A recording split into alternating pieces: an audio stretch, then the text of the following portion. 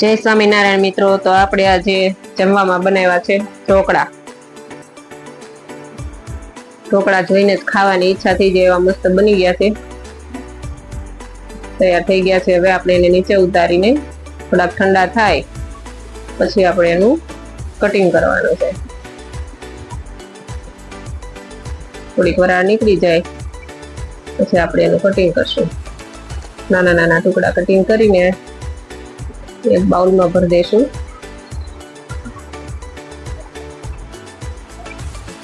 આવું કટિંગ કરી નાખ્યું છે। હવે બધા ઢોકળા કટિંગ થઈ ગયા છે। હવે એને વઘારવા માટે આપણે મીઠો લીમડો, તલ અને એક મરચું લીધું છે। ડુંગળી પણ ઓપ્શનલ છે, નાખી તો ન ખાય, ના નાખો તો પણ ચાલે। ડુંગળીનું પણ કટિંગ કરીને એની છૂટી છૂટી કળીઓ કરી દીધી છે। એક પેનમાં તેલ મૂકીને ગેસ ચાલુ કરી દીધો છે।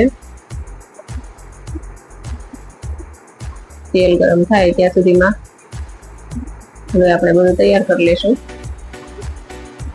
તેલ ગરમ થઈ ગયું છે। હવે વઘારમાં થોડીક રાઈ ફૂટી જાય એટલે પછી આખું જીરું આપણે એડ કરી દીધું છે। તો રાઈ મસ્ત ફૂટી ગઈ છે। હવે જીરું એડ કરી દીધું। ત્યાર પછી મીઠો લીમડો, સમારેલું મરચું અને થોડું સતરાઈ જાય ત્યાર પછી ડુંગળી, થોડી હિંગ નાખીને એને મસ્ત પકાવવાનું છે થોડીક વાર ધીમા તાપે। ડુંગળી લાઈટ બ્રાઉન જેવી થઈ જાય ત્યાર પછી આપણે એમાં થોડાક તલ એડ કરી દઈશું।